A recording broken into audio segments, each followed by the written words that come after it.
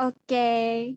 Hai, apa kabar semua anak-anak teacher? Selamat pagi, Kabar baik, teacher. teacher. Kabar baik. Harap-harap kamu semua sehat-sehat. Teacher harap semua pun baik-baik. Walaupun jauh, kita dapat online saja.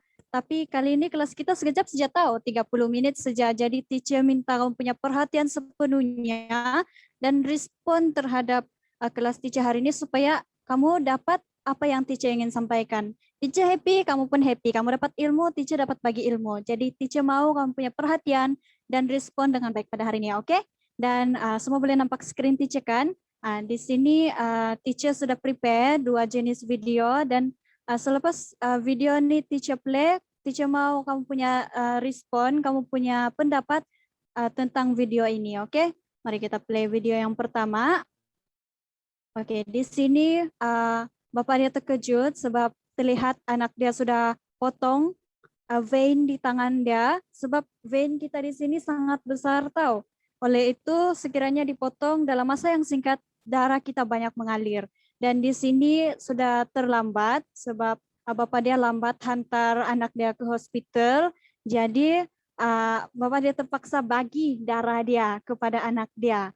Oke, di sini kita dapat lihat apa yang ingin disampaikan oleh video ini. Boleh anak-anak teacher bagi tahu apa yang ingin disampaikan oleh video ini?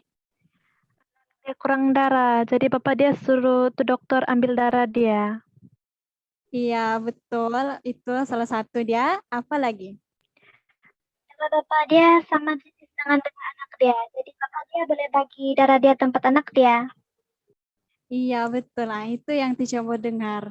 Darah bapak dia sama dengan darah anak dia. Oleh itu dokter setuju untuk bagi darah bapak dia kepada anak dia. Oke, untuk video yang seterusnya mari kita tengok. Tentang apa nih? Kenapa ada orang buat tangan mereka macam tuh?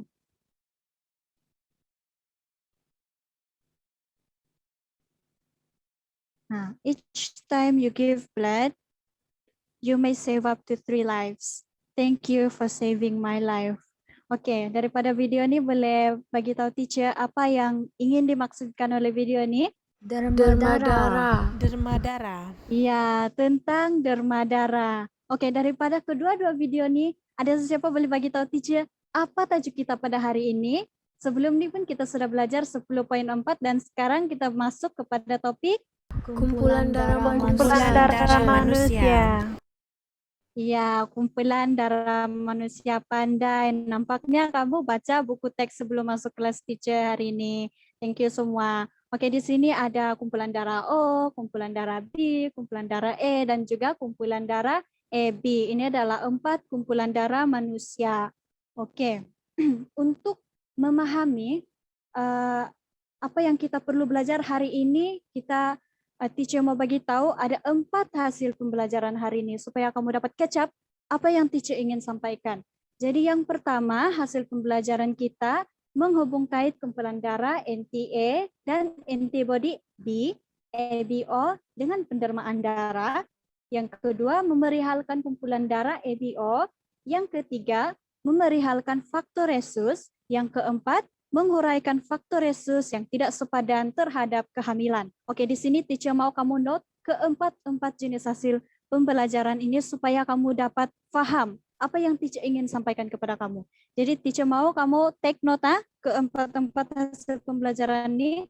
Oke, untuk hasil pembelajaran yang pertama, kita mau menghubungkan kumpulan darah NTA dengan antibody NTB.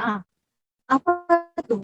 Siapa yang tahu maksud NTA itu, antibody itu? Untuk mengenal pasti apa yang ingin sampai hasil pembelajaran ini, apa yang kita mau dapat, kita mesti paham dulu apa maksud antigen. Kita mesti paham dulu apa maksud antibody.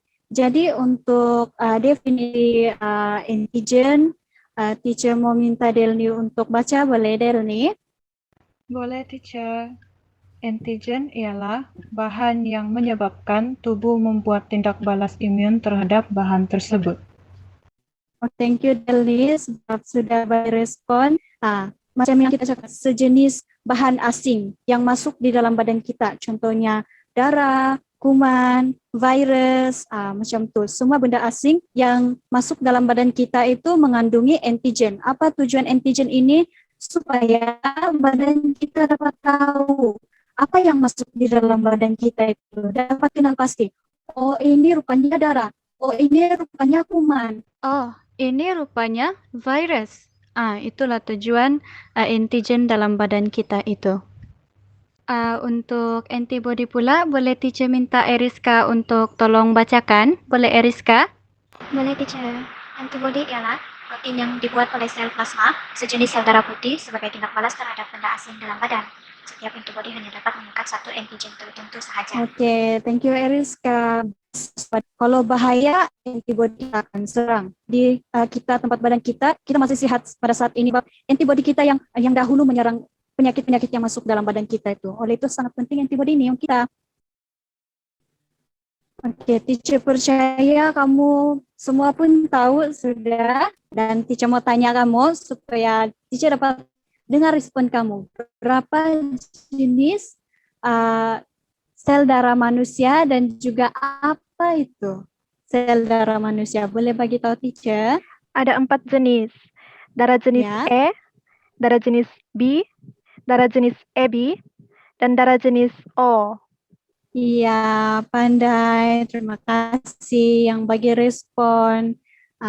Oke. Teacher mau tanya, kalau kumpulan darah E, antigen apa yang kamu rasa ada di permukaan sel darah E itu?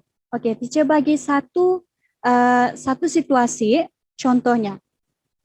Teacher ingin masuk ke satu tempat, contohnya university teacher. Teacher masuk ke university teacher, terus ada guard bagi tahu teacher, stop. Kamu siapa? Macam tu. Nama kamu siapa? Macam tu. Terus teacher akan bagi tahu nama teacher Cinderella Justin.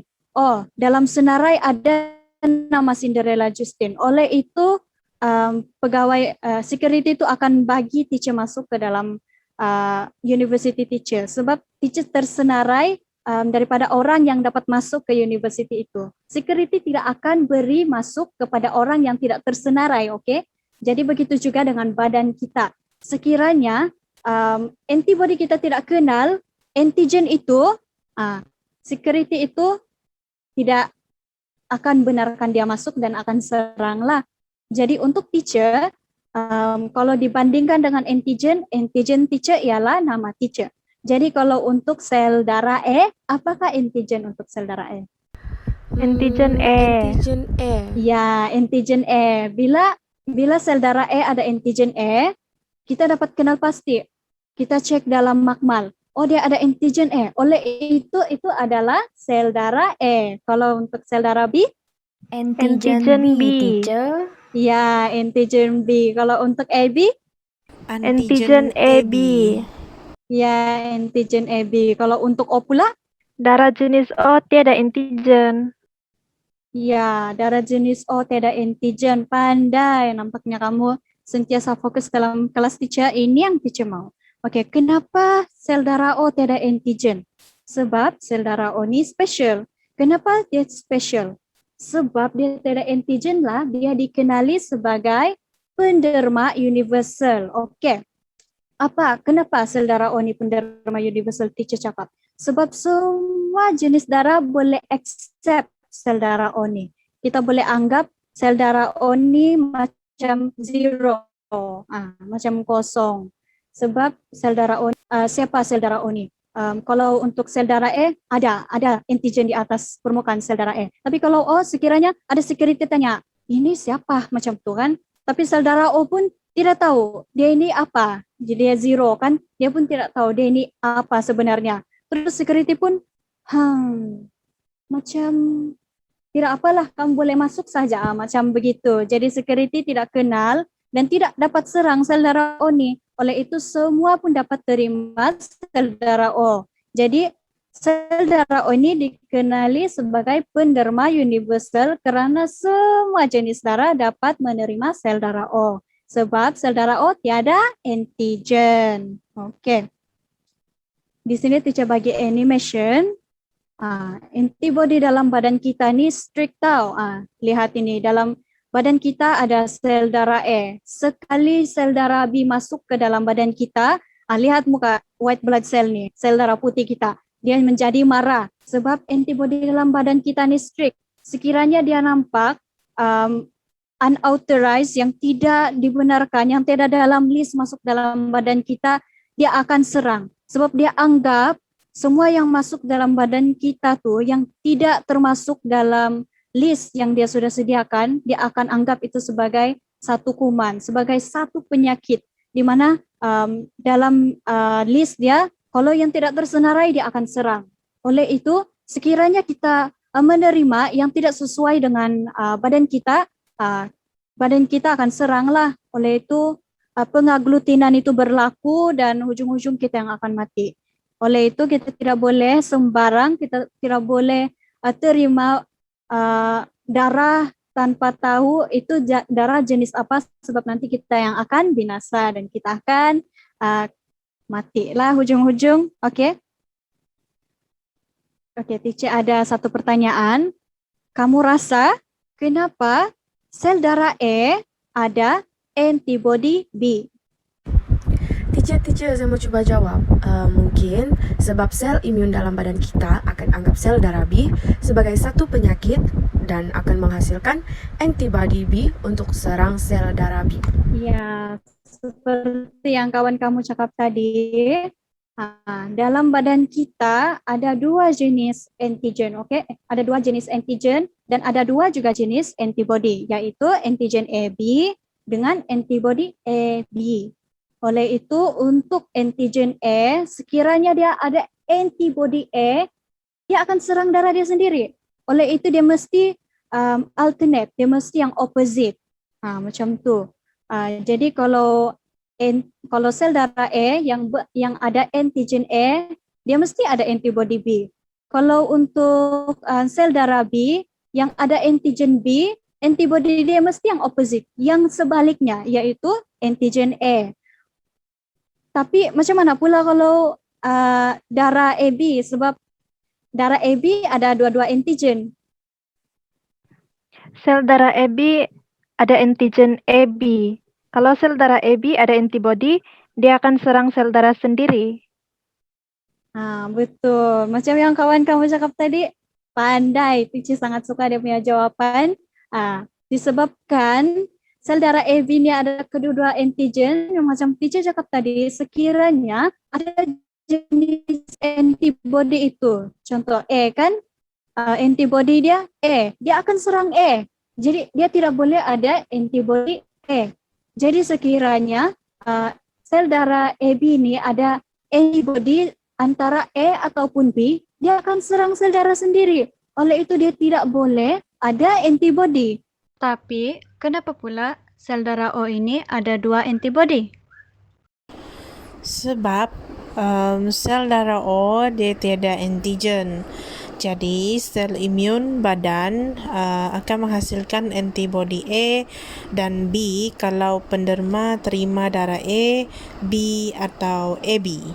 Sel darah O ini tiada antigen. Jadi di dalam kuat dia punya security sebab kedua-dua jenis antibody ada di dalam badan dia. Oleh itu sekiranya penderma terima darah daripada A, B ataupun AB, antibody dalam orang yang berdarah O ini akan terus serang dan pengaglutinan itu berlaku dan kita akan mati. Ya, jadi oleh itu orang yang berdarah O ini tidak boleh menerima yang selain daripada darah O. Jadi yang dia boleh terima hanya diri dia sendiri, yaitu darah O saja. Tapi dia dikenali sebagai penderma universal, di mana dia boleh menderma kepada semua jenis darah, A, B, AB, O. Tapi yang dia boleh terima hanya satu saja, yaitu diri dia sendiri. Oke, di sini teacher ada animation untuk penjelasan teacher sebentar tadi. Oke, untuk dua jenis sel darah ini adalah sel darah teacher, yaitu sel darah B. Satu hari, teacher perlukan darah dan dokter beri teacher darah B. Badan teacher tidak akan serang darah B karena mereka mempunyai antigen yang sama, yaitu antigen B. Sekiranya dokter memberi teacher sel darah E, apa yang akan berlaku dengan sel darah E ini kamu rasa? Antibodi sel darah B akan serang sel darah E. Ya, sel darah B akan serang sel darah E. Sebab antibodi untuk sel darah B ialah antibodi E. Oleh itu, setiap yang mempunyai antigen E akan diserang oleh sel darah putih kita, karena sel darah putih kita akan menghasilkan antibodi E. Jadi, sel darah E ini tidak dapat masuk di dalam badan teacher. Teacher tidak boleh terima sel darah E ini sebab ada antigen E. Jadi kalau 1 hari lagi teacher perlukan darah dan dokter bagi teacher sel darah AB, apa akan berlaku dengan sel darah AB itu? Sel darah AB pun akan diserang oleh antibodi sel darah B. Betul, sebab sel darah AB ini ada antigen E, di mana badan kita akan anggap semua yang mempunyai antigen E itu sebagai satu penyakit. Oleh itu, teacher tidak boleh menerima yang mempunyai antigen E. Antara darah E atau darah AB, teacher tidak boleh terima kedua-dua. Sel darah putih teacher akan serang sehingga pengaglutinan itu berlaku dan teacher akan meninggal. Oke, kalau dokter bagi teacher darah O, teacher boleh terima atau tidak darah O ini? Dapat terima, teacher. Boleh, sebab sel darah O ini tidak antigen. Jadi, semua jenis darah boleh terima sel darah O. Di sini teacher pun boleh terimalah sel darah O ini sebab teacher sel darah B. Oleh itu, sel darah O ini boleh masuk ke dalam badan teacher, oke? Oke, untuk kuatkan lagi pegangan kamu untuk kumpulan darah ini, teacher bagi match it. Di sini untuk sel darah E boleh menderma kepada siapa saja? Sel darah E dan sel darah AB. Ya, sebab sel darah E dengan sel darah AB ada antigen E. Sel darah E boleh menerima daripada darah Sel darah E dan sel darah O. Iya, betul. Oke, kalau darah B pula, dia boleh derma kepada darah? Sel darah B dan sel darah AB. Ya, kepada darah B dan juga AB sebab darah B dan AB ada antigen B. Sel darah B boleh terima daripada darah? Sel darah B dan sel darah O. Ya, daripada darah O dan juga darah B. Oke, seterusnya. Untuk sel darah AB pula, siapa dia boleh derma? Diri dia sendiri. Ya, dia boleh menderma kepada diri dia sendiri sahaja. Sel darah AB boleh menerima daripada? Dia dapat terima semua, teacher. Iya, betul. Dia boleh terima daripada semua. Itulah sel darah AB ini dikenali sebagai penerima universal sebab dia boleh terima daripada semua jenis darah yaitu O, E, B, dan juga AB. Tapi berbeza dengan sel darah O. Apa beza antara sel AB dengan sel darah O? Dia boleh menderma kepada semua jenis darah. ya, sel darah O boleh menderma kepada semua jenis darah, yaitu kepada sel darah O, sel darah E, sel darah AB, dan juga sel darah B. Tapi sel darah O boleh menerima daripada sel darah apa saja? Diri dia sendiri. Ya, sel darah O boleh terima daripada sel darah O sahaja. Alright, macam semua sudah paham? Oke, jadi mari kita sambung kepada yang seterusnya, yaitu tentang rhesus. Selain daripada antigen sel darah, ada satu lagi antigen yang terdapat pada permukaan sel darah merah, yaitu faktor rhesus ataupun antigen D. Teacher tahu kamu pun pernah dengar orang yang berdarah O negatif macam Reddy, B positif macam Kablet C, dan juga AB positif macam Celius. Dan banyak lagi jenis darah yang kamu pernah dengar kan? Oke, untuk memahami lebih tentang faktor rhesus ini, teacher bagi satu situasi. Di sini teacher ada Josh dan juga Jennifer. Josh dan Jennifer ini adalah adik-beradik. Josh berdarah rhesus negatif dan Jennifer pula berdarah rhesus positif. Satu hari, Jennifer aksiden dan perlu darah. Josh mau bagi darah dia dengan Jennifer. Kamu rasa Josh dapat bantu Jennifer atau tidak? Dapat. Ya, betul, dapat. Jennifer dapat terima darah daripada Josh. Bayangkan rhesus ni sebagai satu ketumbuhan di atas permukaan sel.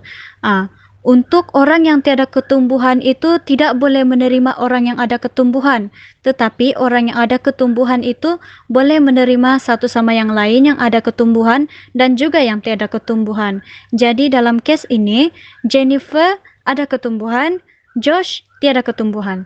Oleh itu, Jennifer boleh menerima darah daripada Josh. Kalau sekiranya satu hari Josh lagi yang kemalangan dan Jennifer ingin membantu Josh, adakah Jennifer dapat membantu Josh dengan menderma darahnya? Tidak dapat, teacher. Ya, tidak dapat Sebab nanti darah Josh akan menggumpal dan Josh akan meninggal. Ya, sebab nanti Josh akan meninggal sebab berlakunya pengaglutinan ataupun penggumpalan darah di dalam badan Josh. Sama seperti Josh menerima darah yang berlainan jenis yang tidak dapat diterima oleh badan dia. Begitu juga yang berlaku sekiranya Josh menerima darah Jennifer yang mempunyai rhesus. Oke, untuk aktiviti kamu hari ini, teacher ada bagi satu situasi. Oke, ini situasi dia. Encik Suposif dan Puan Nenasif merupakan sepasang suami istri dengan seorang cahaya mata. Encik Suposif berdarah E positif, manakala Puan Nenasif pula berdarah E negatif. Anak pertama mereka berdarah E positif, seperti Encik Suposif, tapi berbeza dengan mama yang mengandungkan anak tersebut. Doktor memberitahu bahwa anak kedua mereka juga berdarah E positif, berbeza daripada ibu yang mengandungkan mereka itu. Oke, untuk aktiviti ini adalah aktiviti berkumpulan. Kumpulan yang pertama, soalan dia, apakah yang akan berlaku kepada anak kedua Encik Suposif dan Puan Nenasif? Dan apakah cara untuk menangani masalah ini? Dan untuk kumpulan kedua, sebagai seorang dokter, bagaimanakah kamu akan memperjelaskan kepada Encik Suposif dan Puan Nenasif tentang anak kedua mereka itu? Oke, dalam grup WhatsApp, teacher sudah bagi pengasingan kumpulan, juga soalan teacher sudah paste juga di sana. Teacher bagi kamu masa dalam 3 minit untuk berbincang, dan selepas habis 3 minit teacher minta seorang wakil daripada kumpulan untuk membentangkan hasil perbincangan kamu dalam masa 2 minit lah. Jadi masa bermula daripada sekarang, boleh mula berbincang dalam kumpulan.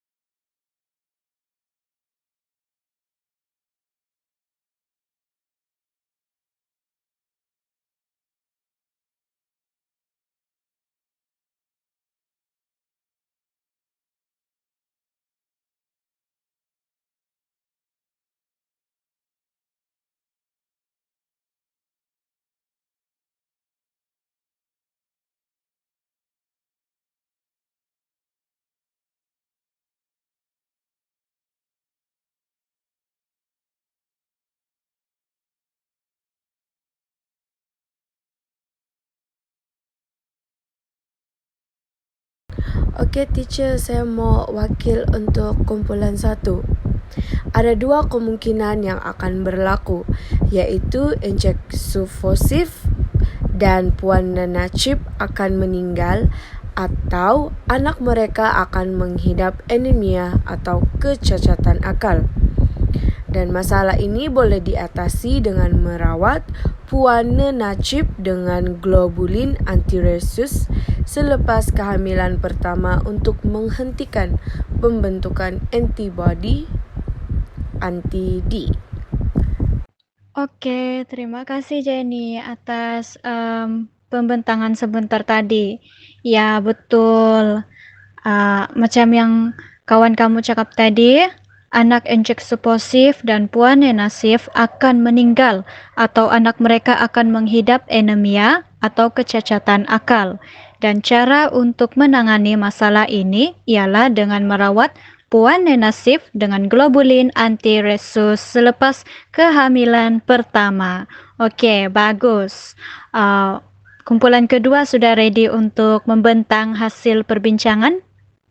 Oke, dipersilakan. Selepas Puan Nana Chip melahirkan anak pertamanya, saya akan memberikan nasihat kepada Puan Nana Chip untuk mengambil rawatan globulin antiresus untuk mengelakkan sebarang masalah pada anak kedua mereka. Sekiranya Puan Nana Chip tidak mendapat rawatan tersebut dan anak yang dikandungnya mempunyai kecacatan, saya akan memberitahu dengan tenang tentang kejadian tersebut kepada Puan Nana Chip dan Encik Seposif. Ya, terima kasih dokter.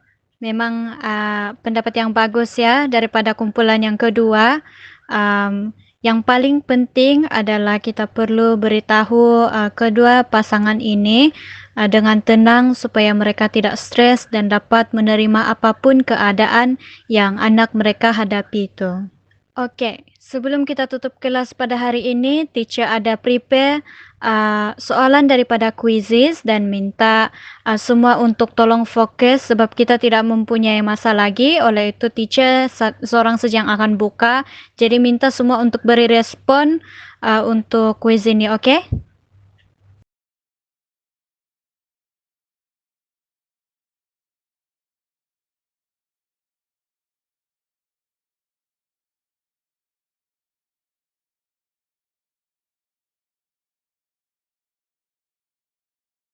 Oke, soalan yang pertama. Apakah nama penyakit di mana darah ibu menyerang darah anak karena berlainan resus? Erythroblastosis fetalis. Ya, betul. Erythroblastosis fetalis.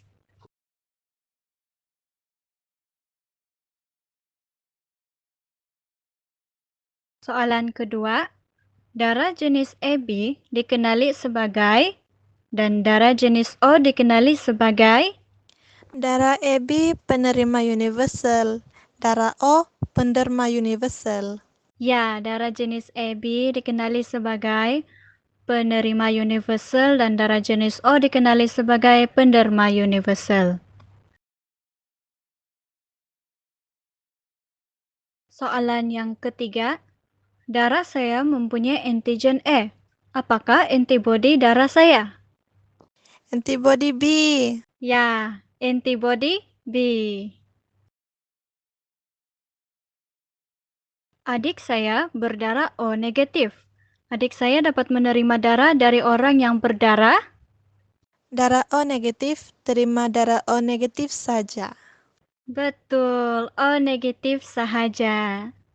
Oke, untuk menutup kelas kita hari ini, boleh teacher minta seorang untuk bagi kesimpulan untuk kelas kita pada hari ini? Saya boleh, teacher. Hari ini, saya belajar tentang antigen dan antibodi kumpulan darah manusia, di mana antigen adalah identiti bagi sel darah dan antibodi dihasilkan untuk menyerang benda asing yang masuk dalam badan. Sel darah AB dikenali sebagai penerima universal, manakala sel darah O dikenali sebagai penderma universal. Orang dengan resus negatif boleh menderma kepada orang dengan resus positif, tetapi orang dengan resus negatif tidak boleh menerima darah daripada orang dengan resus negatif positif, karena darah akan menggumpal. Nama penyakit apabila sel darah ibu menyerang sel darah anak ialah erythroblastosis fetalis.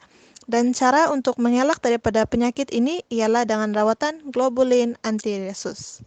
Oke, thank you Delni sebab sudah bagi kesimpulan dan teacher harap semua pun dapat benda yang sama seperti kawan kamu dapat, oke? Dan teacher bagi homework dalam muka surat 186 dalam buku teks kamu dan minta kamu untuk siapkan sebelum kelas kita yang seterusnya. Terima kasih atas perhatian semua dan jumpa lagi di kelas yang seterusnya. Thank you, teacher. Thank you, teacher.